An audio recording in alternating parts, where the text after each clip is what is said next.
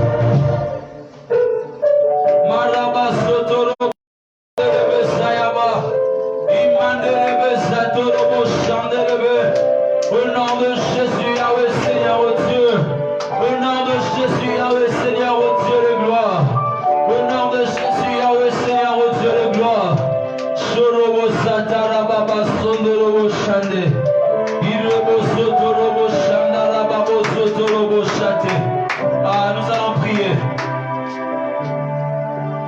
Est-ce qu'on peut donner qui va voir? Nous allons prier Dieu. Lorsque nous regardons dans la Bible,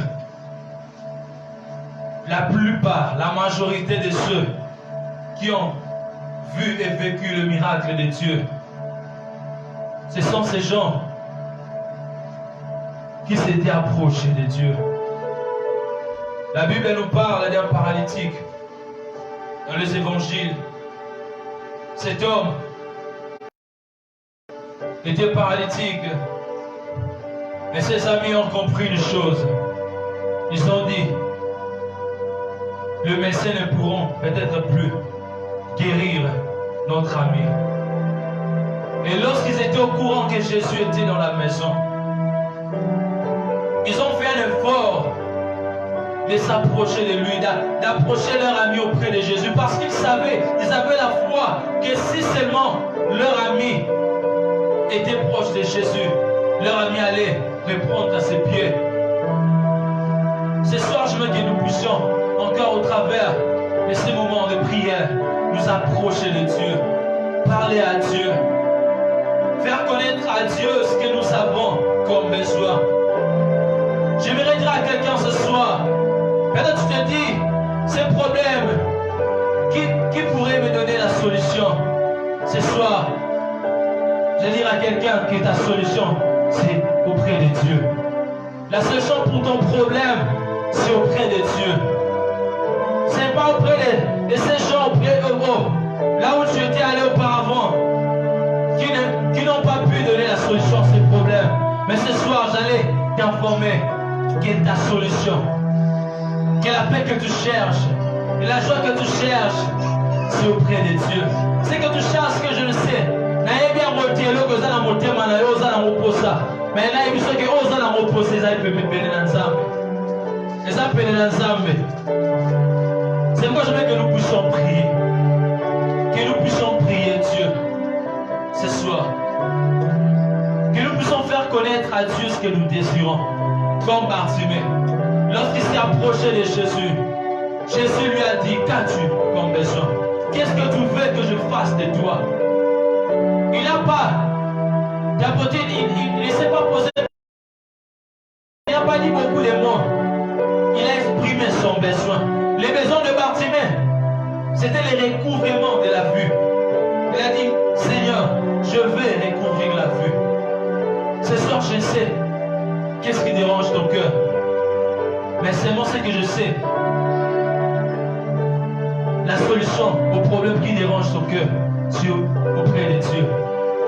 C'est pourquoi pendant ce moment, je veux que tu puisses élever ta voix, que tu puisses parler à Dieu, que tu puisses t'approcher de Dieu, que tu puisses exprimer ton désir devant Dieu. Oh, ton Paul dit, approchons-nous donc. Oh, c'est que la miséricorde, nous ne l'obtenons pas loin du trône de grâce, mais approchons du trône de grâce. C'est alors que nous allons obtenir la miséricorde. L'apôtre l'avait su, c'est pourquoi nous allons prier à Dieu. Tu vas dire à Dieu ce que tu veux, ce que tu as dans ton cœur. Est-ce que nous pouvons lever nos voix et battre nos mains? Nous prions au nom de Jésus. Oh, Sharabasondorobo Chate.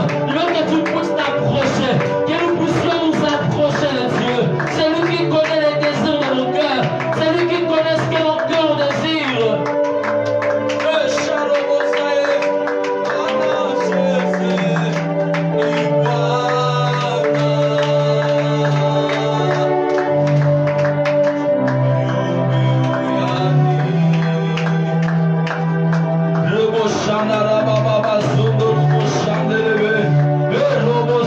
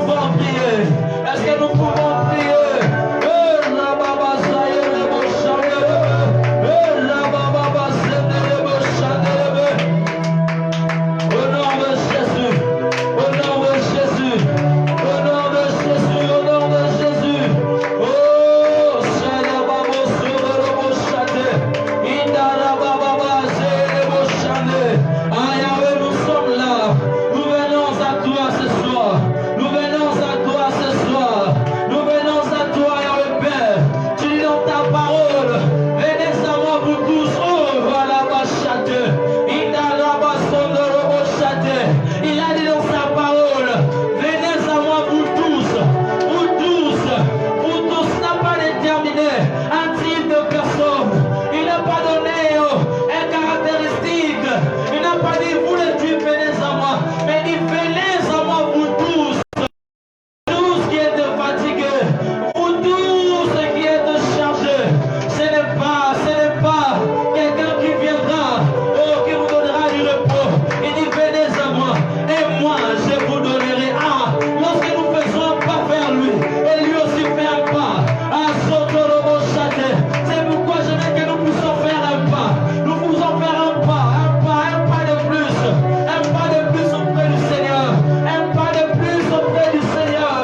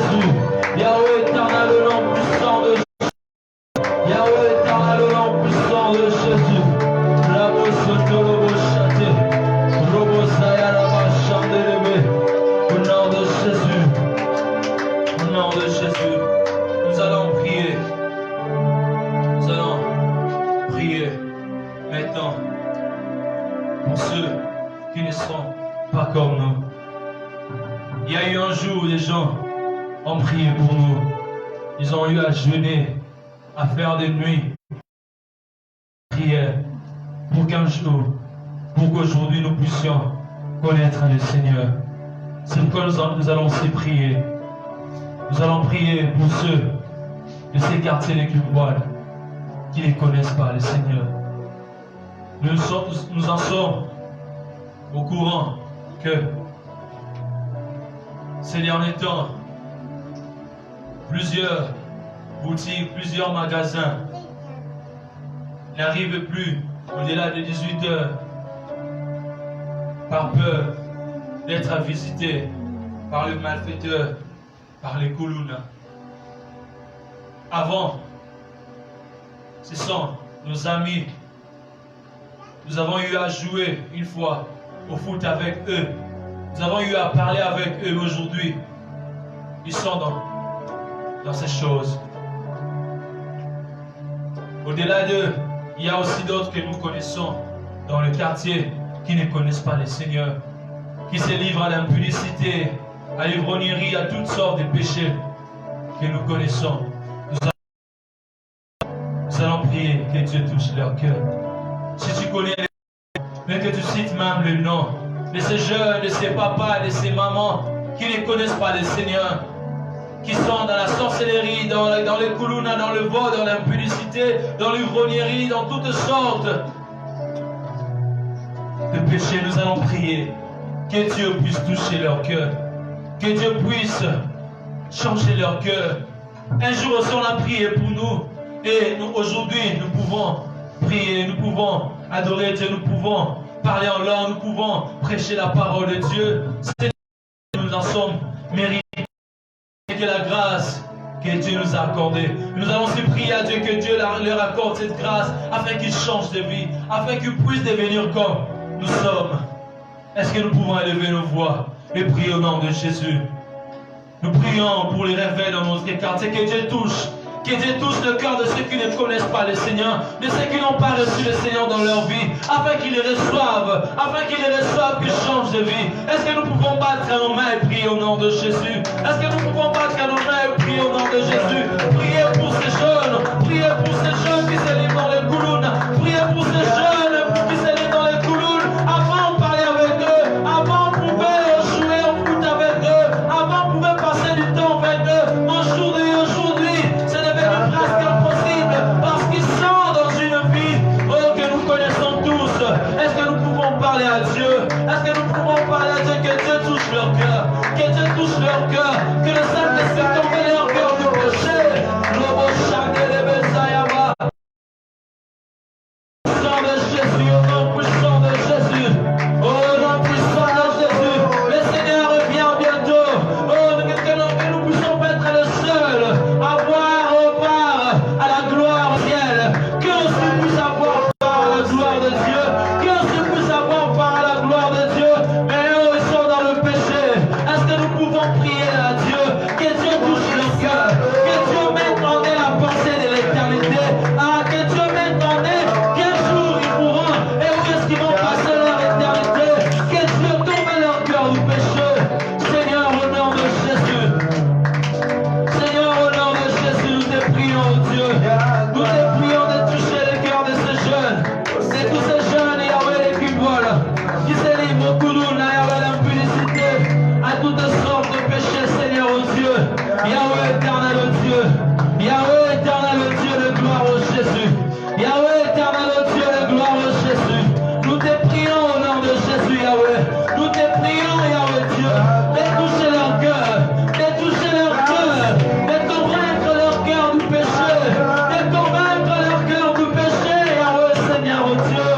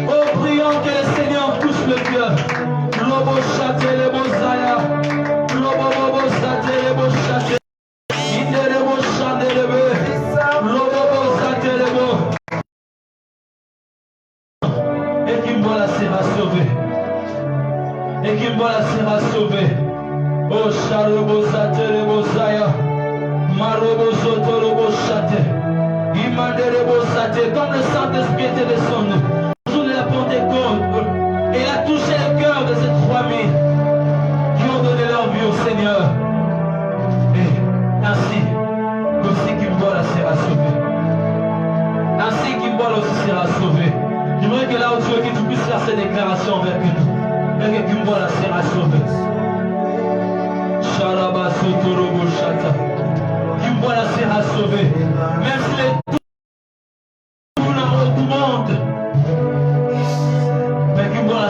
est-ce que nous pouvons faire cette prière avec foi? Est-ce que nous pouvons faire cette déclaration avec foi? Et que ces jeunes donnent leur vie à Christ. Et que ces papas qui se trouvent dans la sorcellerie donneront leur vie à Christ. Et que ces jeunes qui se trouvent dans les clowns, dans l'impudicité, dans l'ivrognerie, dans le vol, donneront leur vie à Christ.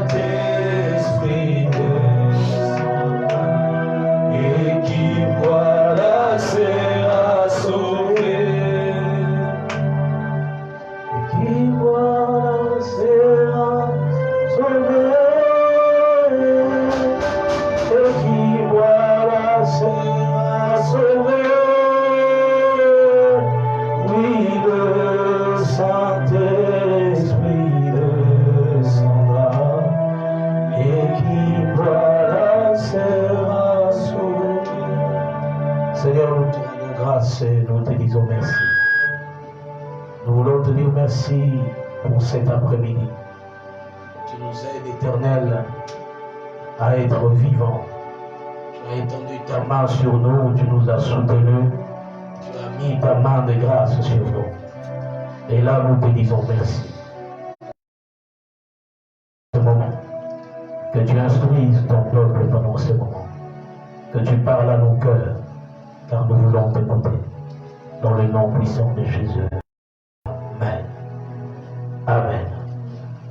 Que Dieu soit béni. Nous allons, pendant ce moment, continuer avec notre enseignement sur le livre de Genèse au chapitre 4.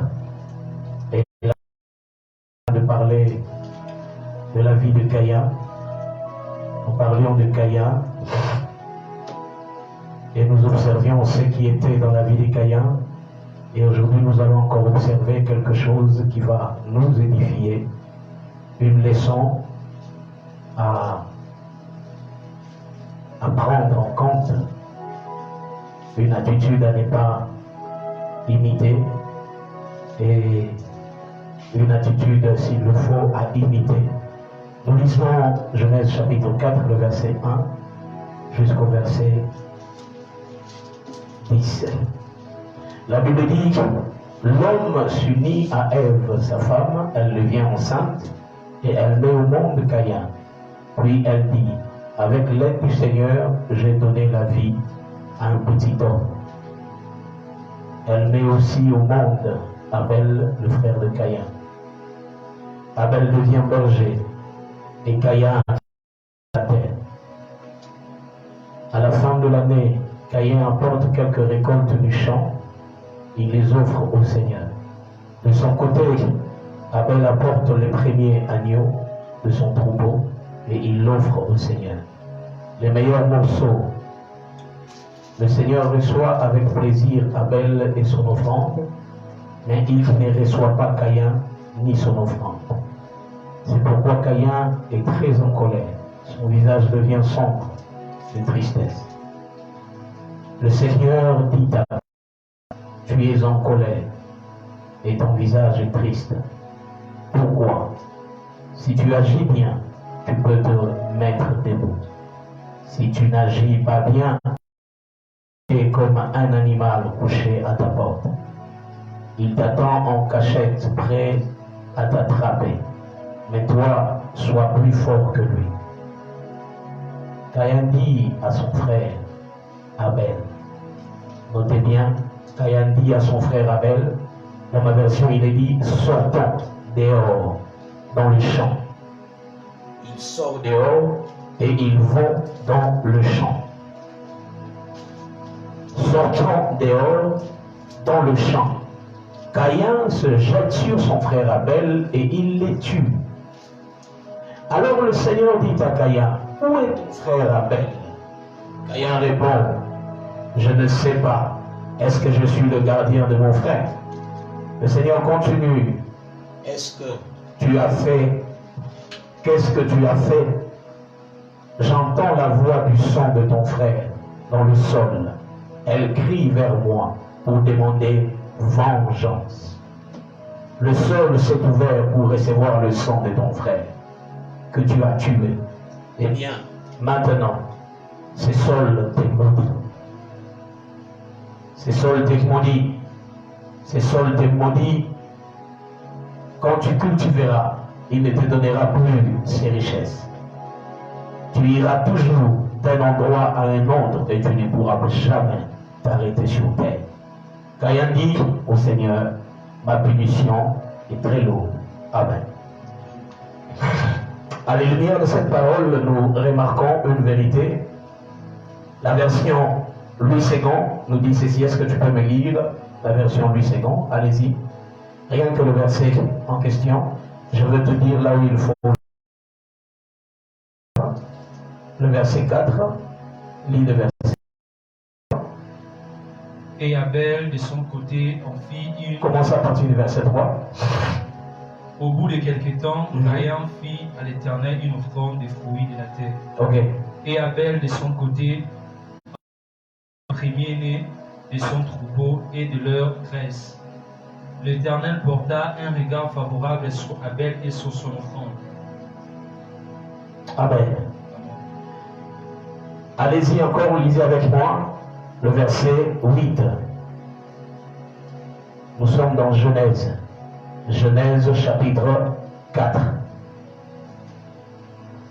Allez-y. Le verset 8. Cependant, Caïn adressa la parole à son frère Abel. Mais comme ils étaient dans le champ, Caïn se jeta sur son frère Abel. Remarquez une réalité, une chose ici. Caïn et Abel étaient des personnes qui avaient l'habitude de travailler, mais à la fin de l'année, après un moment, ils rentraient auprès de Dieu pour offrir le sacrifice. Quand nous lisons le verset 4 et le verset 8, nous comprenons que le lieu où ils étaient en train d'offrir leur sacrifice est différent du lieu du champ. Là où ils offraient le sacrifice n'était pas dans le champ. C'est qu'ils avaient un lieu de travail et un lieu où ils allaient construire un lieu de culte. Ils étaient au lieu de culte pour offrir à Dieu leurs offrandes.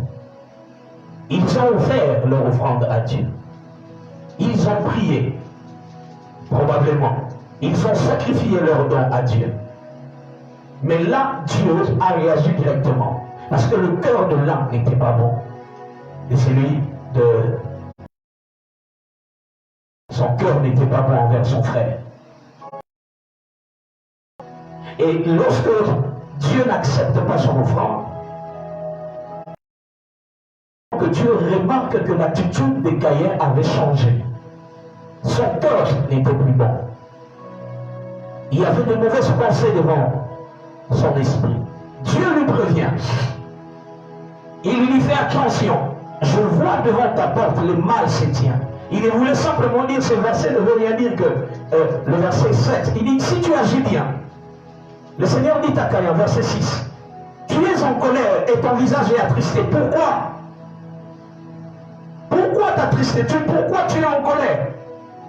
Si tu agis bien, tu peux te remettre debout. Évidemment, Caïn s'est retrouvé en bas de l'échelle parce qu'il avait mal agi. Il a offert une offrande que Dieu n'a pas acceptée, avec négligence.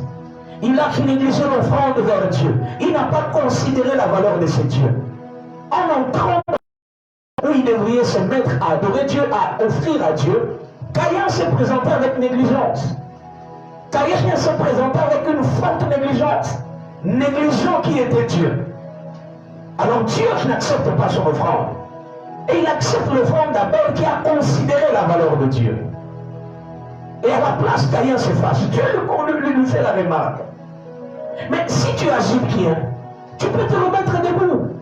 Il est possible que tu fasses une erreur aujourd'hui et que demain tu repars. Ce n'est pas une raison de te mettre en colère. Il peut arriver que tu commettes une erreur. Mais ce n'est pas la raison pour laquelle tu dois t'énerver contre ton frère. Est-ce que c'est ton frère qui t'a empêché d'être considéré par Dieu? Est-ce que c'est ton frère qui a dit à Dieu qu'il n'accepte pas ton offrande? Non. Dieu seul a jugé en voyant ton cœur que tu as été négligent envers lui, que tu ne lui as pas considéré, que tu ne lui as pas donné beaucoup de valeur. Or Dieu ne partage pas sa gloire avec quelqu'un. Et il parle à Caïn. Il lui dit, si tu agis bien, tu peux te relever demain. Mais si tu n'écoutes pas, si tu agis, si tu ne fais pas attention, si tu n'agis pas bien, sache une chose, le péché est comme un animal couché à ta porte. Il t'attend en cachette, prêt à t'attraper. Mais toi, sois plus fort que lui. En d'autres termes, il était en train de dire à Caïn, surmonte ta colère, surmonte le mauvais sentiment que tu as, surmonte les remords que tu as dans ton cœur, surmonte la jalousie que tu as dans ton cœur envers ton frère, surmonte cette pensée de la comparaison que tu as envers ton frère. Si ton frère, tu n'as pas de raison de pouvoir le jalouser, tu n'as pas de raison de pouvoir mal le regarder, tu n'as pas de raison d'être en compétition avec ton frère. On ne peut jamais être en compétition avec son propre frère. Les frères sont faits pour s'entraider, non pas pour faire la compétition. Malheureusement, Abel n'écoute pas la remarque de Dieu. Il n'écoute pas l'intervention de Dieu. Il n'écoute pas la parole que Dieu lui dit. Et voilà. Remarquez ce qu'Abel a fait. Le verset 9. La Bible dit, alors le Seigneur dit, le verset 8, Caïn dit à son frère Abel, sortons dehors dans le champ. Donc sortons dans le lieu où nous sommes, allons dans le champ. Sortons dans le lieu où nous sommes, rentrons dans le champ. Je ne sais pas s'ils étaient dans le village où il y avait des gens, où il y avait quand même assez de personnes pour le voir.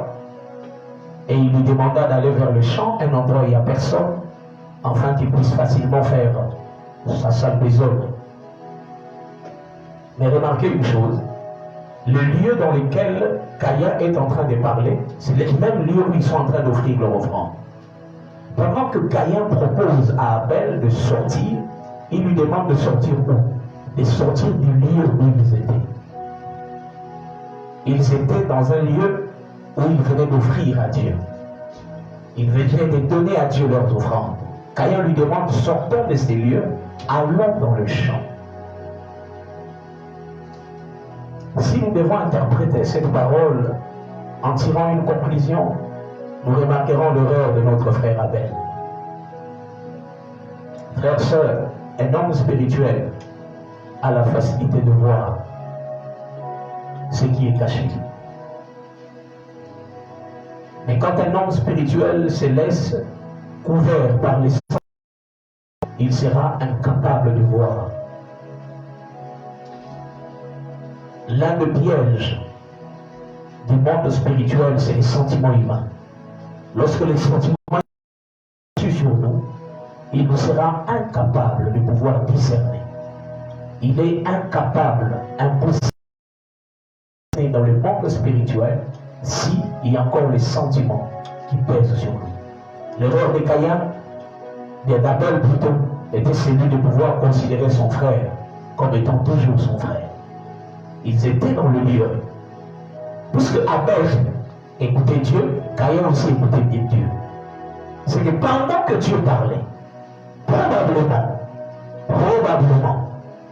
la Bible ne le dit pas clairement, mais laissez-moi vous dire, si Dieu a remarqué la colère de Caïn sur le visage, c'est qu'Abel aussi allait le remarquer.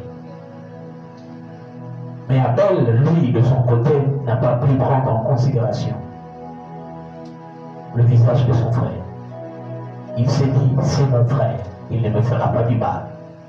Et pourtant, son cœur avait déjà changé. Voilà pourquoi, frères et sœurs, j'aimerais rappeler à quelqu'un la première de leçons que tu dois tirer. Dans cette vie, le principe important de la création, pour que tu vives bien dans ce monde ici, tu dois avoir le... Tu dois demander à Dieu le discernement. Ce qui a été à la base de le choc d'Abel, c'était le manque de discernement. Dieu a parlé. La parole de Dieu a été adressée. Et Dieu, quand il parle, certainement, il prévient. Il prévient la personne auprès de qui le mal veut venir. Probablement Abel a été prévenu. Abel a reçu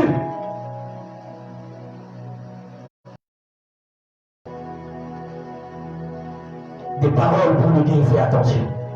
Mais je suis très sûr que Abel n'a pas tenu compte aussi de cela. Il continue à faire confiance à celui que Dieu avait rejeté. Il continue à faire confiance à celui dont le cœur n'était plus attaché à Dieu. Au nom de son frère, c'est mon frère. Manque de discernement. Alors que la Bible était claire, que le mal était sur sa porte, devant sa porte. Le mal allait prendre le dessus sur Caïn. Ça ne sera plus le Caïn ton frère, ça sera le Caïn habité par le mal. Le Caïn dominé par le mal. Le Caïn conduit par le mal. Faites attention. Le discernement est là l'une des choses importantes pour mieux vivre sur la terre. Le discernement des esprits. Le discernement des esprits. Quand nous lisons dans 1 Corinthiens chapitre 12, on nous parle de dons spirituels. Et parmi les dons spirituels, on nous parle de discernement des esprits. Un homme spirituel est un homme qui doit nécessairement avoir le don de discernement. Or, le don de discernement est biaisé lorsque les sentiments viennent le couvrir. Soit les sentiments d'une grande joie, soit les sentiments d'une affinité. C'est mon frère, c'est ma soeur, c'est ma femme, c'est mon mari. Il peut être ton frère, il peut être ta femme, il peut être ton mari, il peut être ton enfant aujourd'hui. Mais quand le mal l'atteint, il n'est plus celui qu'il a été. Alors nous devons veiller sur nous-mêmes.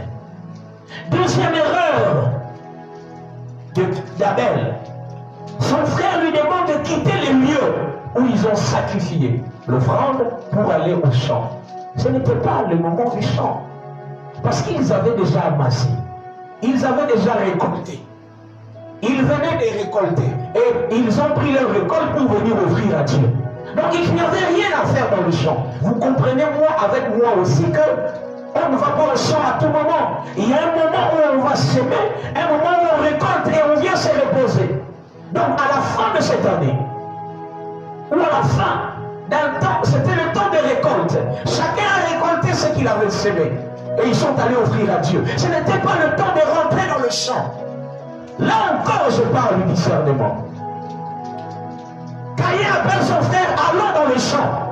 Mais Abel, pourquoi tu pars dans le champ? Qu'est-ce qui se trouve dans le champ à cette heure ici? Il n'y a rien. C'est déjà l'heure du récolte. Vous avez récolté. C'est le moment d'offrir à Dieu. Vous avez offert à Dieu. C'est le moment de se reposer. Qu'est-ce que tu vas faire dans le champ avec Caïn?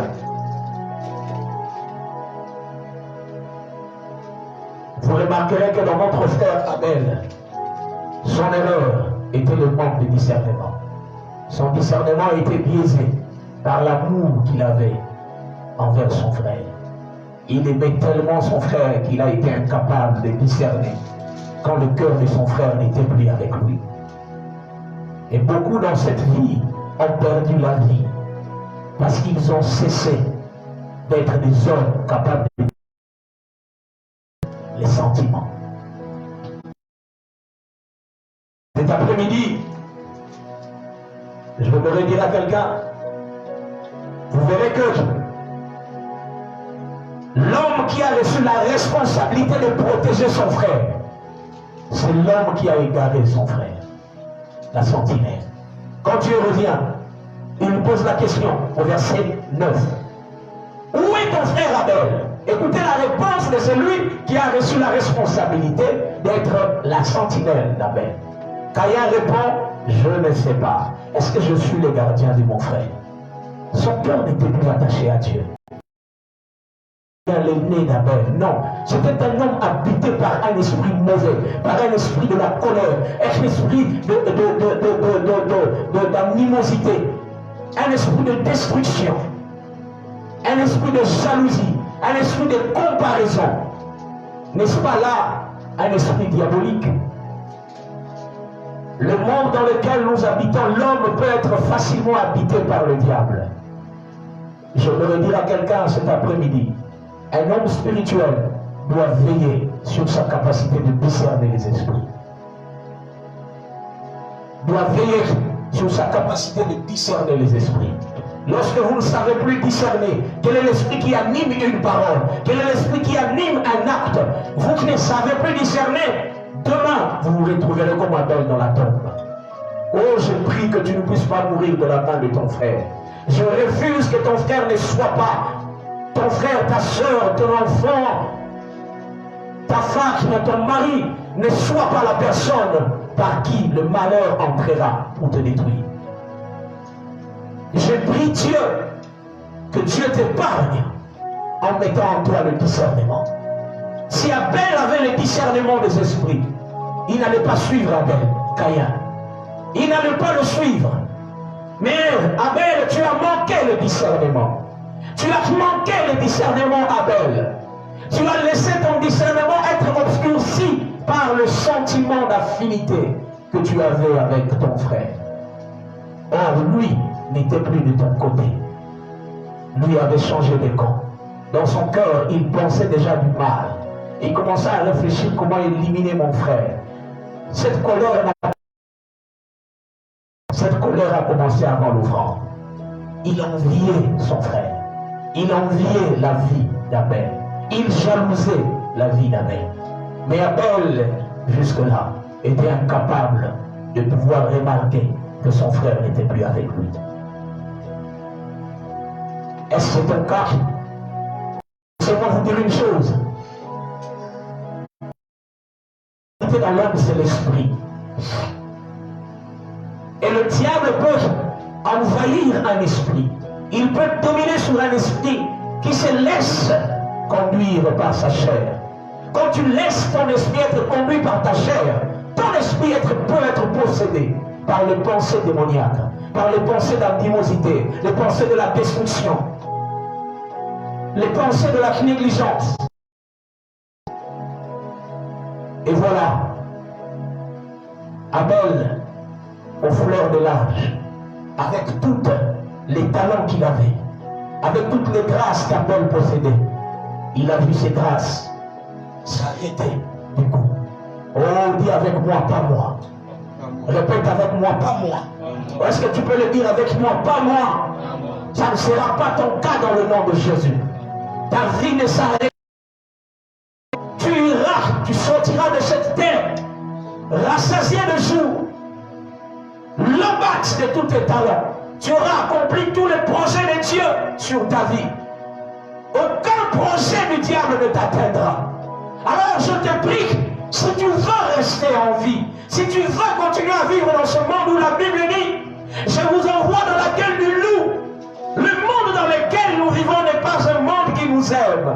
Le monde dans lequel nous nous vivons, la Bible dit le monde entier est sous la puissance de l'ennemi, sous la puissance du diable. Ce n'est pas un monde où il faut faire confiance à n'importe qui, à tout moment et à chaque instant. Ayez le discernement des esprits. Soyez des hommes spirituels, car le diable rôde cherchant qui il va dévorer. Oh, je prie que Dieu te donne la capacité qui était en Jésus-Christ, capable de discerner les pensées qui étaient dans Judas. Judas donne une pensée.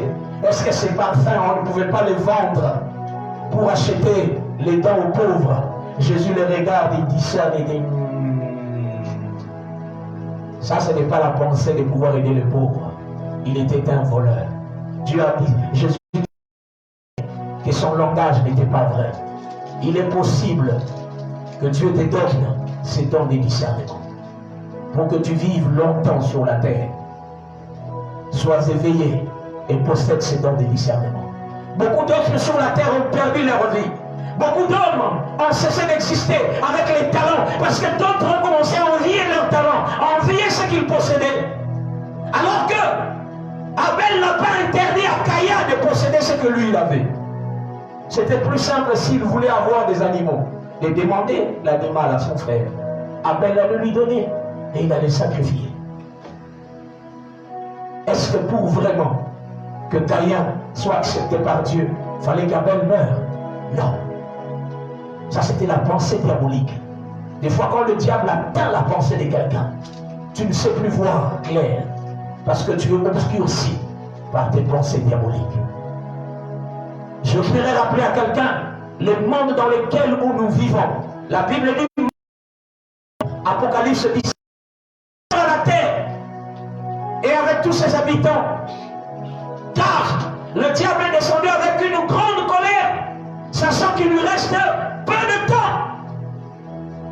Oh, je prie que le diable ne te trouve pas sur son chemin. Je prie que le diable, même s'il te cherche, mais que tu puisses l'échapper à tout moment à cause de l'esprit de discernement.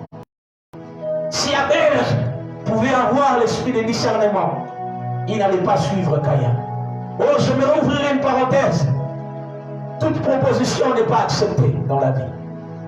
Et toute proposition, avant de l'accepter, prie, consultez Dieu. Si Abel avait consulté Dieu, probablement, je suis très sûr que Dieu avait prévenu aussi Abel que le cœur de ton frère n'est pas bon. Je suis très sûr.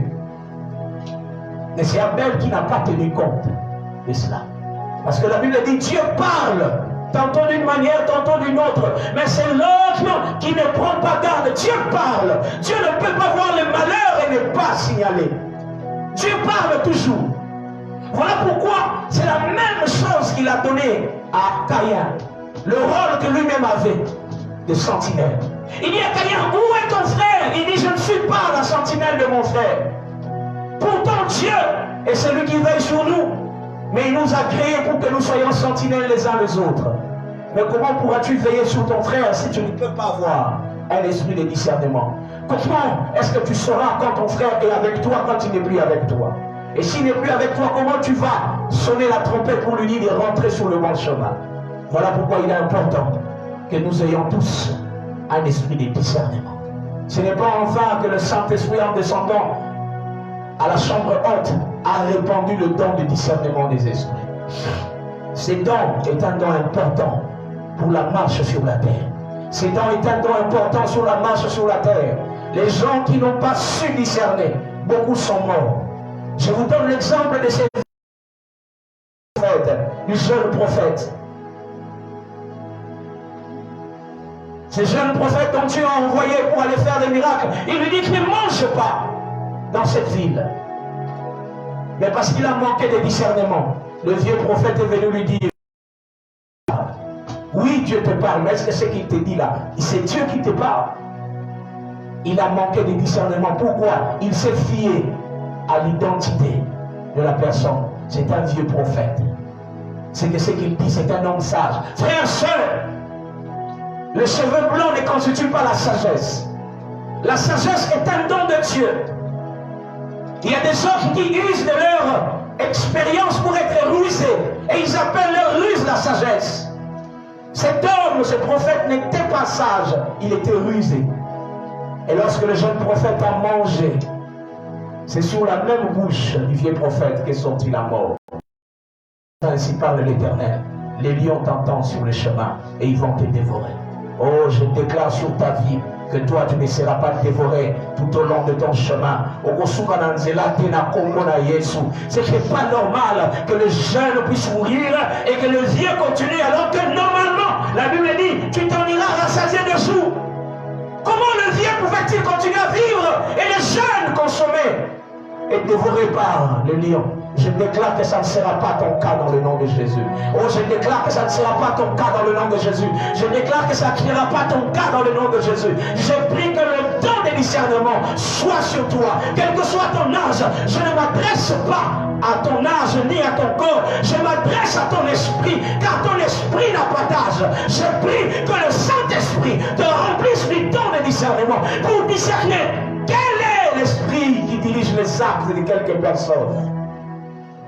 Car le diable, pour te détruire, ne prendra pas quelqu'un de loin. Il prendra quelqu'un de proche. Quelqu'un que tu connais. Parce que tu as confiance en lui. Parce qu'il sait. Pour le discernement, tu peux te laisser emporter par la confiance que tu as sur une personne. Or, le diable est un menteur. Caïn, tu as reçu la responsabilité d'être celui qui protège ton frère. Mais malheureusement, le diable t'a détourné de ton objectif. Il y a beaucoup avec qui nous vivons dont le diable a détourné l'objectif déjà. C'est lui qui avait reçu l'instruction de pouvoir garder Caïn Abel. C'est le même qui a été à la base de sa destruction. Pourquoi le diable l'a détourné? Oh, dis avec moi, pas moi. Dis avec moi, lève la main droite, dis pas moi. Lève bien ta main droite, dis pas moi. Répète avec moi, le diable ne me détournera pas de mon objectif. Le diable ne me détournera pas de mon objectif. Le diable ne me détournera pas de mon objectif. J'atteindrai mon objectif jusqu'à la fin dans le nom de Jésus. Oh, que le diable ne puisse pas t'atteindre. Il avait reçu la mission d'être son frère. Mais le diable est venu les tromper pour lui détourner de son objectif. Je prie Dieu que tu ne te détournes pas de ton objectif. Oh, mon cœur saigne. Mon cœur est en train de bouillonner en moi parce que je me rends compte que beaucoup sont en train de perdre la vie. Beaucoup arrêtent leur destinée en chemin. Beaucoup ne progressent parce qu'ils ont manqué de discernement. Et le discernement a été biaisé. Non, d'autres ont le discernement. Le don de discernement, mais le discernement est biaisé. Les résultats du discernement est biaisé à cause des sentiments qui les animent. À cause des sentiments qu'ils ont envers la personne que l'on doit discerner. C'est quoi le don de discernement? Le don de discernement est la capacité qu'un homme a de discerner l'esprit qui anime un acte, une parole, un geste, un regard, une attitude, bref. L'esprit de discernement est la capacité de détecter l'esprit qui anime une pensée, un mot, un acte, une phrase, une attitude, un regard, un geste. Voilà pourquoi la Bible dit dans le livre d'Éphésiens, chapitre 4, Éphésiens 4, le verset 12, si je ne me trompe pas. Éphésiens 6, la Bible dit, ce n'est pas contre la chair et le sang, mais contre les dominations et les principautés.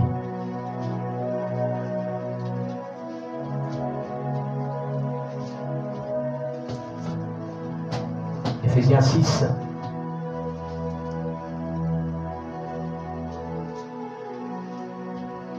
Éphésiens 6, le verset 10.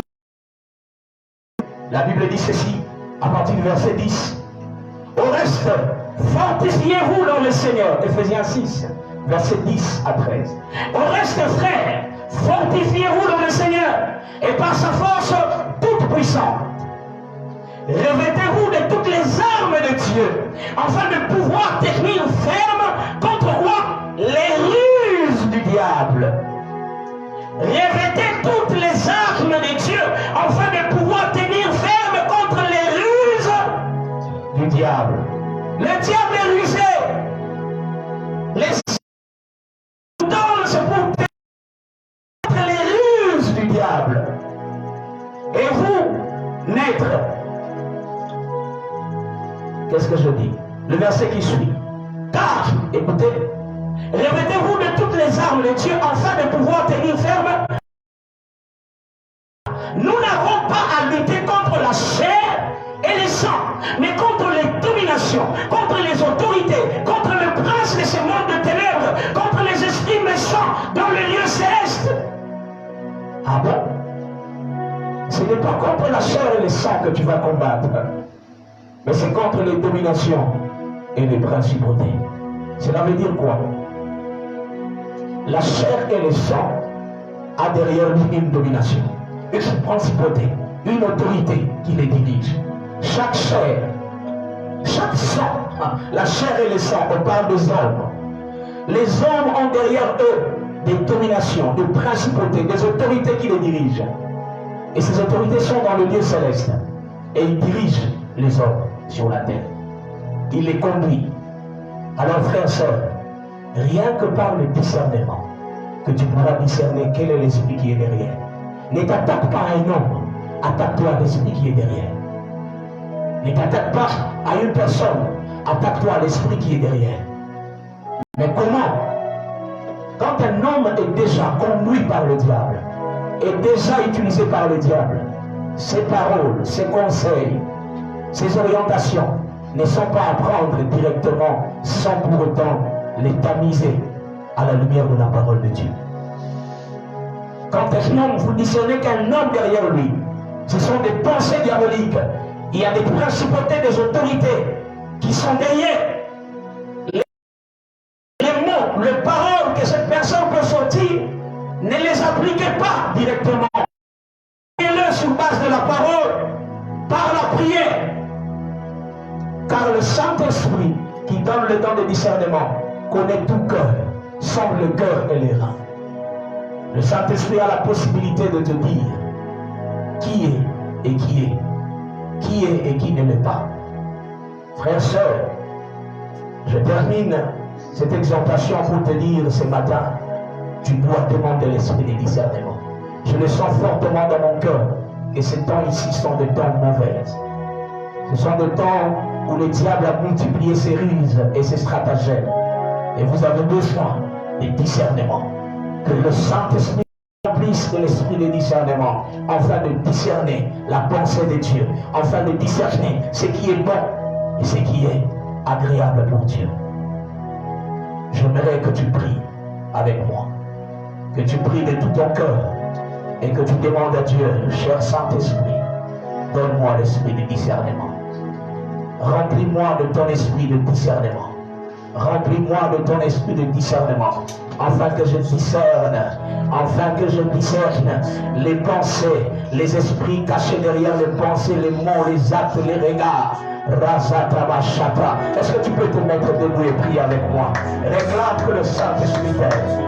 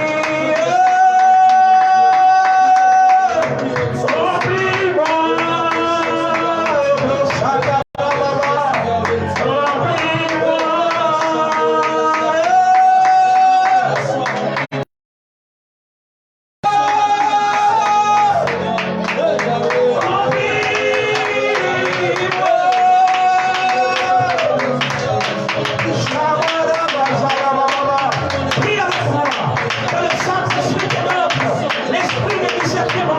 Il te donne l'esprit de discernement. Donne-moi l'esprit de discernement. Donne-moi l'esprit de discernement. Donne-moi l'esprit de discernement.